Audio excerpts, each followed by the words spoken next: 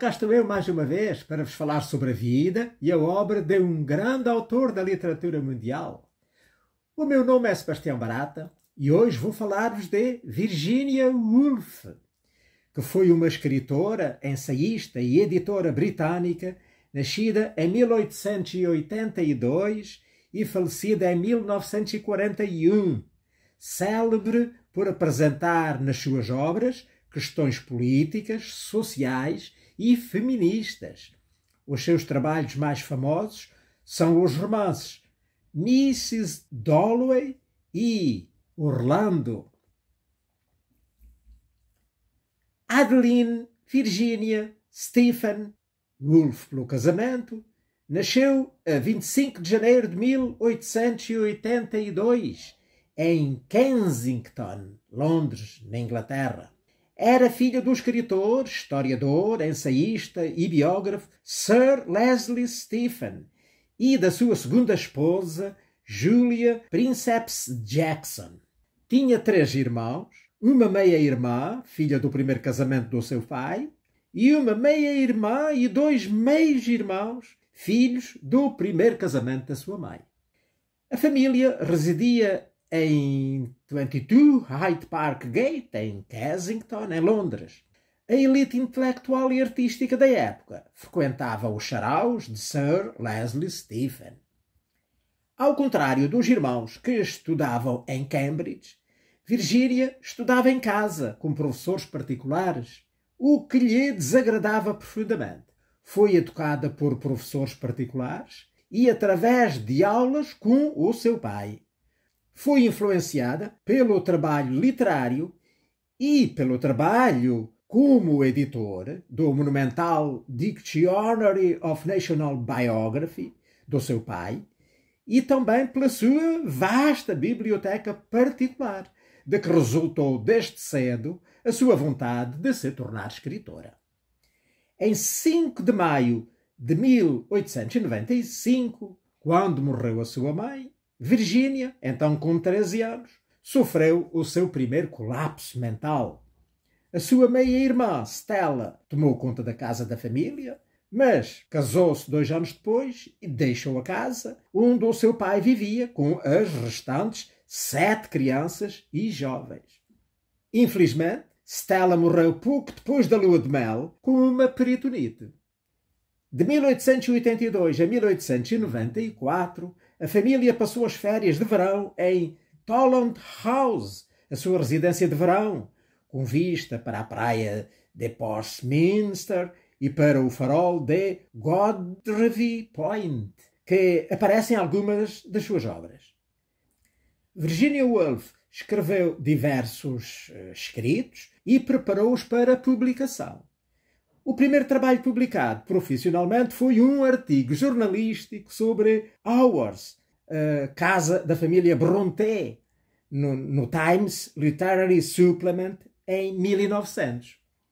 Em janeiro de 1904, viu ser publicado o seu primeiro artigo no suplemento feminino do The Guardian.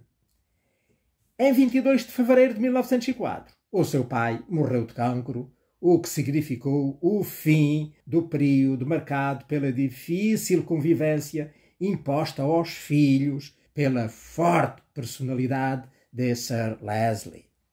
Os desentendimentos entre Virginia e Vanessa, a sua irmã mais velha, tinham começado já em 1897 com o casamento e a morte da Stella, quando elas tiveram de assumir o governo da casa.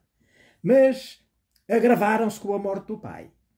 10 semanas após a morte deste, Virginia sofreu o seu segundo episódio de doença mental, do qual não se recuperaria antes do final daquele ano.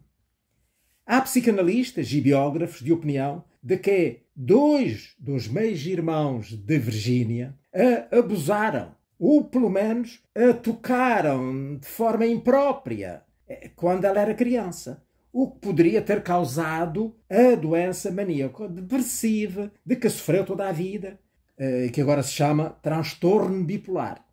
Aliás, também o seu pai era conhecido por sofrer de casos de falta de autoconfiança e crises de stress, expressados em persistentes dores de cabeça, insônia, irritação e ansiedade, sintomas parecidos com os posteriores da filha. Em 1899, o irmão mais velho de Virginia, o Toby, 2 anos mais velho, começou a estudar no Trinity College, em Cambridge. Num jantar, no dia 17 de novembro de 1904, a Virginia conheceu Leonard Woolf, que viria a ser o seu futuro marido. Era um amigo do seu irmão, que estudava Direito e estava prestes a aceitar uma posição no serviço colonial no Ceilão. Após a morte do pai, as irmãs Stephen mudaram-se em 1905 de Kensington para uma casa na Gordon Square, no bairro de Bloomsbury, onde residiam John M. Keynes, E. M. Forster, T. S. Eliot e Bertrand Russell. Toby decidiu realizar em casa reuniões com os seus amigos todas as quintas-feiras. Com essa prática, fundou-se o Group de Bloomsbury, um círculo de intelectuais que, após a Primeira Guerra Mundial, se posicionaria contra as tradições literárias, políticas e sociais da era vitoriana.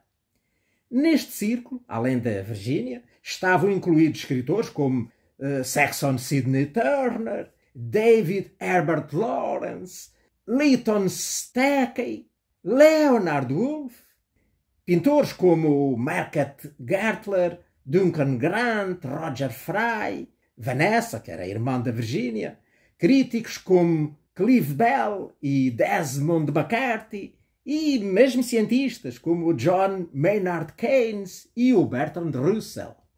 Virginia estava muito feliz por poder participar do círculo intelectual, do qual ela e Vanessa eram as únicas mulheres, para poder colaborar nas discussões e livrar-se das algemas da sua educação moralista.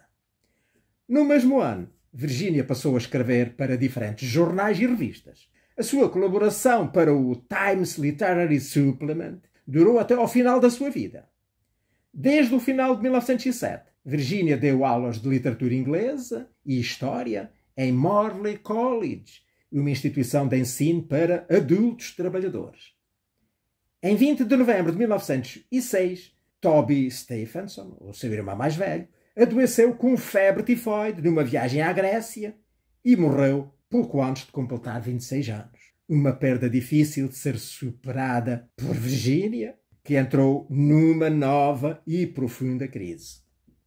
Pouco depois, a sua irmã Vanessa ficou noiva do Clive Bell, um dos membros do grupo. Casaram-se em 7 de fevereiro de 1907 e ficaram a residir na casa lá da Gordon Square. A Virginia e o irmão mais novo, o Adrian Stephen, mudaram-se para outra casa na Fitzroy Square, também localizada no distrito de Bloomsbury. As reuniões dos Bloomsburys passaram então a ter 2 bases. O tom das conversas era descontraído, os participantes tratavam-se pelo primeiro nome e as discussões não tinham apenas caráter intelectual.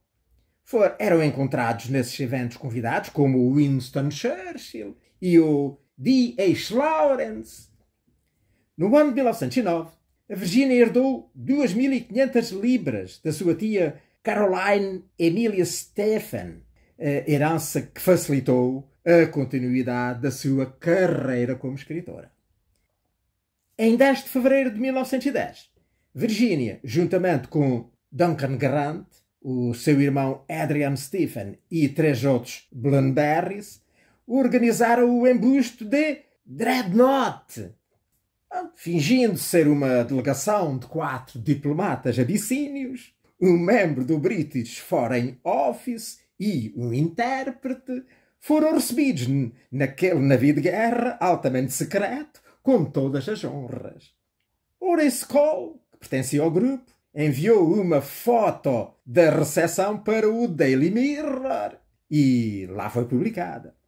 A brincadeira, que visava ser um golpe sobre a burocracia e ridicularizar o Empire, levou à abertura de um inquérito oficial pelas autoridades, e tanto Horace Cole como Duncan Grant não se livraram de levar umas boas chibatadas. Em 1912, a Virginia casou com o Leonard Woolf, passando, portanto, a ser a Mrs. Virginia Woolf. Em 1915, publicou o seu primeiro romance, The Voyage Out, está traduzido em Portugal, A Viagem, que já deixava ver a delicada sensibilidade da sua prosa. Juntamente com o marido, fundou em 1917 a Hogarth Press, a editora que revelou escritores como Catherine Mansfield, o T.S. Eliot, por exemplo. Publicou também a tradução autorizada, feita por Jane Soomes, de A Doutrina do Fascismo, do Mussolini. Durante a década de 1920, a Virginia Woolf viveu uma intensa paixão com Vita Sackville-West, também escritora e também casada, que era 10 anos mais nova do que ela. Quando se conheceram, em 1922, a Vita ficou encantada imediatamente com a inteligência e a beleza da Virginia. Esta, embora se sentisse profundamente amada por Sackville-West, teve inicialmente dificuldades em se relacionar sexualmente com ela, por causa do trauma resultante de ter sido abusada em adolescente, lá pelos meios-irmãos. Ao que consta, Leonard, o marido de Woolf, não se opôs a esse relacionamento. Aliás, o casal não tinha relações sexuais, porque elas repugnavam à Virginia. O Leonard Woolf decidiu não a forçar e, passou a procurar outras mulheres, pelo que o casal nunca teve filhos. O relacionamento da Virginia Woolf com a Sackville-West inspirou um dos seus mais belos romances, o Orlando, que é de 1928. Outra consequência foi a Sackville-West ter passado a publicar os seus livros lá na Hogarth Press, portanto a editora da família Woolf. Jacob's Room, está traduzido em Portugal com o título O Quarto de Jacó, que é de 1922, foi o primeiro dos seus romances experimentais sobre a relação entre o tempo histórico e o tempo interior da consciência, tema que foi expresso em linguagem poética e plena de ressonâncias simbólicas. Gira à volta da história de vida de Jacó, que não existe como uma realidade concreta, mas sim como uma coleção de memórias e de sensações. A Virginia Woolf tornou-se conhecida com a publicação de Mrs. Dalloway, de 1925, que é um romance no qual a escritora faz uma crítica à relação patriarcal da sociedade inglesa da época, à dificuldade de a mulher conquistar o seu espaço diante do pouco acesso à educação e da opressão sofrida por parte dos homens. No ano de 1941, com o horror da Segunda Guerra Mundial, a destruição da sua casa em Londres durante o Blitz e a fria recepção da crítica à sua biografia Roger Fry, A Biography, de 1940, a Virginia Woolf viu-se incapaz de escrever e caiu numa depressão semelhante às que tinha sofrido já na juventude. Em 28 de março de 1941, deixou um bilhete para o seu marido, portanto, Leonard Woolf, onde se despedia das pessoas que mais amava na vida e que começava assim: querido, tenho a certeza de que enlouquecerei novamente. Sinto que não podemos passar por outro daqueles tempos terríveis e desta vez não me vou recuperar. Começo a escutar vozes e não consigo concentrar-me. Por isso estou a fazer o que me parece ser a melhor coisa. Tens-me dado a maior felicidade possível. Tens sido em todos os aspectos tudo o que alguém poderia ter. Não acho que duas pessoas poderiam ter sido mais felizes até à chegada dessa terrível doença. Então a Virginia Woolf vestiu o seu casaco, encheu os bolsos de pedras, caminhou em direção ao rio Ouse, que era perto da sua casa, e afogou-se. O corpo foi encontrado somente 3 semanas mais tarde, em 18 de abril de 1941, por um grupo de crianças perto da ponte de South Seas. Foi cremada e as suas cinzas enterradas junto a um olmo que existe no jardim de Monk's House, em Rodmell, no East Sussex, casa do século XVIII, onde Woolf viveu com o seu marido desde 1919 até à sua morte. Quando o Leonard Woolf morreu de um infarto, 20 anos depois, foi também cremado e as suas cinzas enterradas junto às da esposa. O olmo já desapareceu, mas estão instalados nesse local os bustos dos 2 Woolfs lá no jardim. Ao suicidar-se, Virginia Woolf interrompeu uma carreira brilhante, marcada pela obtenção de diversos prémios literários, dos quais, contudo, só aceitou um, o Femina, portanto, um prémio francês. Ora bem, eu desejaria falar então agora sobre a sua obra. A Virginia Woolf pertenceu desde 1905 ao famoso grupo de Bloomsbury, como eu já falei. Um círculo de intelectuais, onde se discutia literatura e artes, que, após a Primeira Guerra Mundial, se posicionaria contra as tradições literárias, políticas e sociais da era vitoriana e que desempenhou um papel significativo dentro da sociedade literária londrina durante o período entre guerras.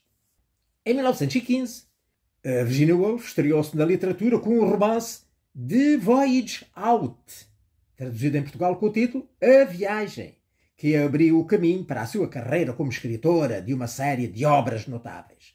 A partir daí, Woolf passou a publicar romances e ensaios, tornando-se uma intelectual pública com sucesso tanto junto da crítica como do público. Grande parte do seu trabalho foi publicado através da Hogarth Press, portanto, aquela editora que ela fundou em conjunto com o seu marido. No final dos anos de 1920, Woolf tornou-se uma escritora de sucesso com reconhecimento internacional. Contudo, os seus trabalhos caíram no ostracismo após a Segunda Guerra Mundial. Foi redescoberta na década de 70, quando recrudesceu o movimento feminista. E tudo por causa do seu livro, um livro-ensaio, chamado A Room of One's Own. Está traduzido em Portugal com o título Um Quarto Só Seu, que é de 1929, no qual se encontra a famosa citação: uma mulher deve ter dinheiro e um quarto só seu, se quiser escrever ficção. A partir do relançamento deste ensaio, os estudos sobre Woolf ganharam novo fôlego. Woolf foi uma das precursoras do uso do fluxo da consciência, técnica literária modernista que marcou o seu estilo, e também o de James Joyce, de Joseph Conrad e de William Faulkner. Os seus romances são altamente experimentais. Uma narrativa, frequentemente rotineira e comum, é trabalhada e algumas vezes quase dissolvida sob a consciência receptiva dos personagens. Um lirismo intenso e um virtuosismo estilístico unem-se para criar um mundo carregado de impressões audiovisuais. A intensidade da visão poética de Virginia Woolf eleva os planos ordinários e muitas vezes banais, em grande parte ambientados entre as duas guerras, de boa parte dos seus romances. É o que poderemos verificar nesta breve panorâmica sobre as suas obras mais conceituadas. Para começar, Mrs. Dalloway, que eu andei a ler esta semana, que eu tenho aqui, que é um livro de 1925, foca-se nos esforços da Clarissa Dalloway, uma socialite de meia-idade, para organizar uma festa, mesmo quando a sua vida é posta em paralelo com a de Septimus Warren Smith, que era um veterano da guerra, da classe operária, que regressou da Primeira Guerra Mundial e tem de suportar os efeitos colaterais psicológicos da guerra que acabarão por o arrastar para o manicômio. Toda a trama, de uma densidade e de uma pressão tremendas, acontece desde a manhã até ao serão de um só dia. Woolf teve uma relação conflituosa com os seus médicos e, possivelmente, sendo uma mulher que foi uma vítima da medicina masculina, como ela escreveu, refere-se neste livro à ignorância de então sobre aquelas doenças psiquiátricas, né? E que está, portanto, aqui refletida na personagem do Septimus. Pois o To the Lighthouse, que está traduzido em Portugal com o título Rumo ao Farol, de 1927, situa-se em 2 dias separados por 10 anos. O enredo foca-se na animação e reflexão sobre a família Ramsay, prestes a fazer uma visita ao farol e às tensões familiares relacionadas com o evento. Um dos principais temas do romance é a luta do processo criativo da pintora frustrada Lily Briscoe, que tenta pintar no meio do drama familiar e das pressões que assolam a família. O romance também é uma reflexão sobre a vida dos habitantes de uma nação que está no meio de uma guerra e sobre as pessoas que são deixadas para trás. Também explora a passagem do tempo e como as mulheres são forçadas pela sociedade a permitir que os homens lhes tomem a força emocional. Depois temos o Orlando, que eu também aqui tenho e que também andei a ler, e que é um romance de 1928 e é um dos romances mais leves da Virginia Woolf. É a biografia, assim, um bocado cómica, de um jovem nobre que vive durante 3 séculos sem envelhecer mais do que 30 anos, mas que abruptamente se transforma numa mulher. O livro é em parte um retrato da Vita Sackville West, lembra-se? Aquela que foi sua amante. Tencionava, com este livro, consolar a Vita pela perda da sua mansão ancestral, mas, por outro lado, também retrata de forma satírica a própria Vita e a obra dela, ao ridicularizar as técnicas dos historiadores biógrafos. O personagem de um biógrafo pomposo é assumido para que ele seja, enfim, gozado e debochado. Depois temos A Room of One's Own, que em Portugal tem o título Um Quarto Só Seu, de 1929.